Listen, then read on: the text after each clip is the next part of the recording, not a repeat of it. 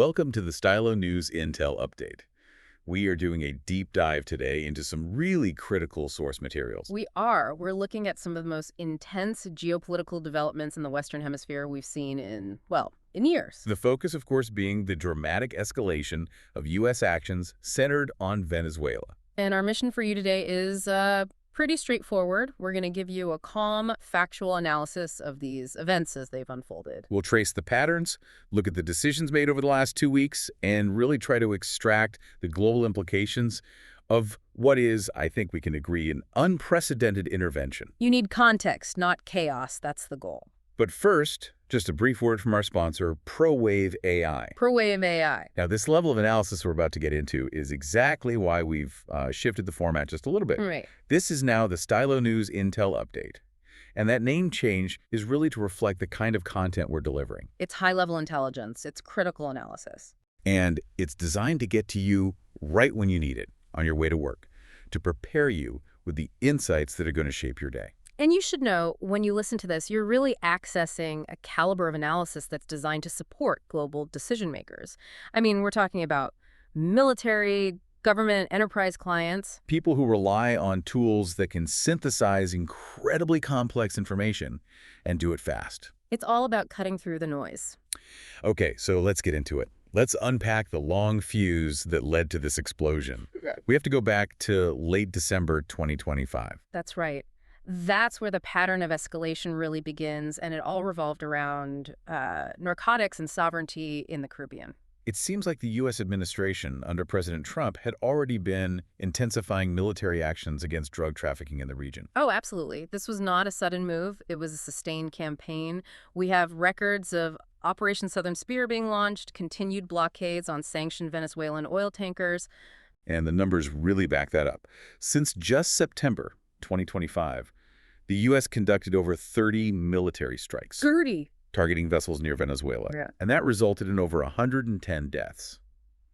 That is a campaign of attrition well before the main event. And the official justification, the line from the U.S. for this buildup was fighting drug cartels. Right, and what they termed narco-terrorism. Narco-terrorism, exactly, all linked to the Maduro regime. But this is where the source material we've gathered starts to, complicate that narrative almost immediately.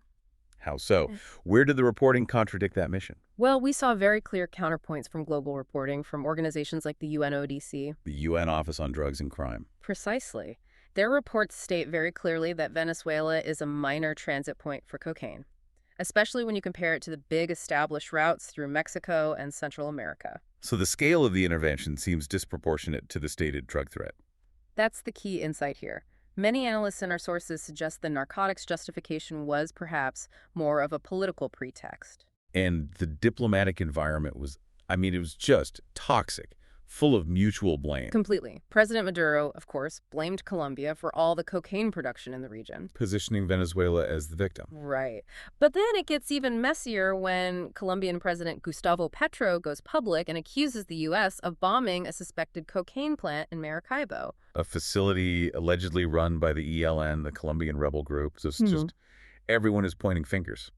And amidst all this hardline pressure, there were these glimmers of a diplomatic opening. Which makes what happened next so striking. It does.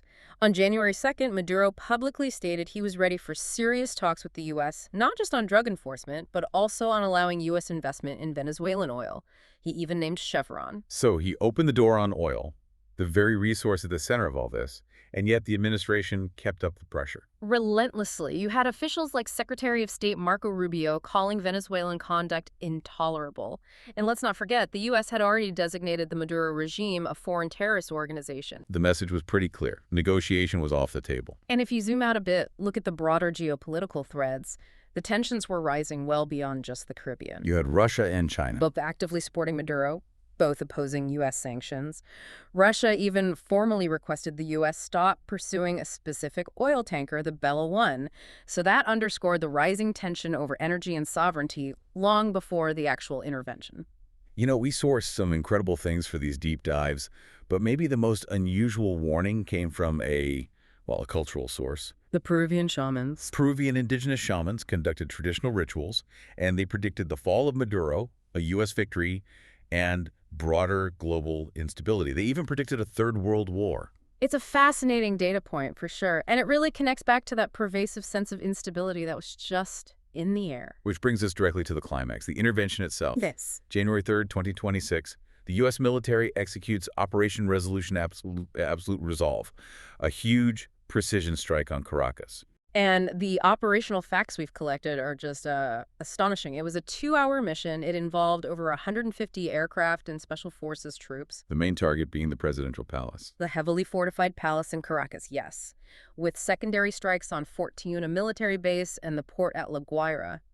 And what's really critical to understand is the level of commitment here. The planning was meticulous. They even rehearsed it. They rehearsed in a full-scale replica of the residence to ensure precision, to ensure success. And the outcome was confirmed very quickly across all our sources.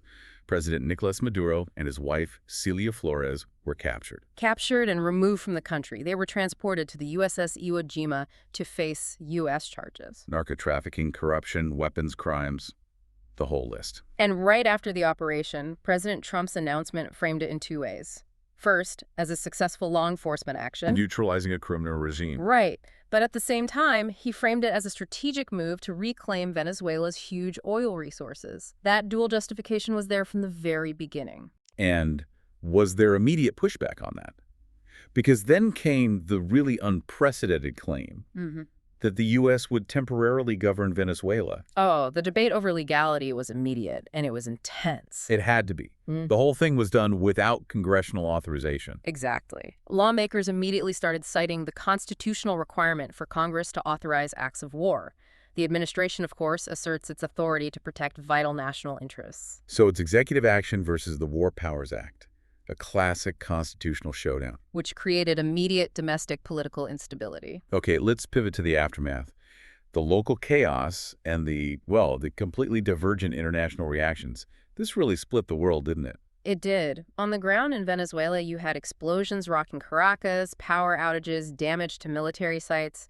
The country declared a state of emergency. And the internal resistance. It formed immediately around the loyalist faction. Vice President Delcy Rodriguez publicly rejected Maduro's removal. She demanded proof of life, asserted his legitimacy. So a clear power vacuum. And the potential for a really prolonged internal conflict against the U.S. presence. A very real potential. And internationally, that polarizing effect was instantaneous. I mean, the world split right down the middle. Who were the major players condemning the action? The condemnations came from powerful states and key regional neighbors: Russia, China, Iran, Cuba, Brazil, Mexico. Mexican President Claudia Sheinbaum was very vocal. Very. Citing sovereignty violations, aggression. But the crucial thing to analyze is the strategic response from Colombia's President Petro. He didn't just issue a statement, he called for an urgent UN Security Council session. That's a significant diplomatic move, invoking international law. It is. On the other side, of course, the U.S. had its allies. Right. Argentina under President Milei, Ecuador, Israel, they all expressed support. They viewed it as a necessary step against dictatorship and narco-terrorism. And where did the European Union land on this? The EU took a much more cautious, nuanced position. They criticized Maduro's lack of democratic legitimacy, which they've done for years, but they also stressed the importance of respecting international law. So advocating for a peaceful transition, but deliberately avoiding support for the unilateral military action. Exactly. And it's so important to remember, this didn't happen in a vacuum. I mean, at the same time, Iran was facing huge economic protests. And the U.S. government was issuing warnings to them about using lethal force. It's all connected. You also had British analysts warning that this crisis, along with flashpoints like Taiwan and the Strait of Hormuz, were contributing to a potential World War III scenario in 2026. Right. And the Venezuelan crisis, with all the resulting energy instability, just adds another incredibly high-risk layer to an already tense global security environment. Okay.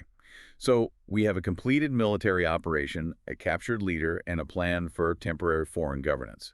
Where do we go from here? What are the key decision makers proposing as their next courses of action? Well, we can define 3 pretty clear opposing strategies based on the source material. What's the first one? First, you have the U.S. government. Their focus is on consolidation, stabilize the region, oversee the reconstruction of the oil sector with U.S. investment, and continue anti-narcotics enforcement. And the president also hinted this might not be the last intervention. That's right. He hinted at future actions in Mexico regarding cartel control. So this could be the start of something, not the end. Okay, so that's course of action one. What's the second? Second, the Venezuelan government loyalists, led by Vice President Rodriguez, they're mobilizing for resistance. Their plan is simple: demand Maduro's release, resist the U.S. administration, and mobilize an internal defense against what they're calling colonial aggression. They're trying to capitalize on nationalist sentiment. Without a doubt. And third, you have the international community, specifically Russia, China, and Venezuela's allies in the region. They're pushing for diplomatic and legal action. So that UN Security Council session. Aggressively pursuing that, yes. To condemn the violation of sovereignty and use diplomacy to de-escalate.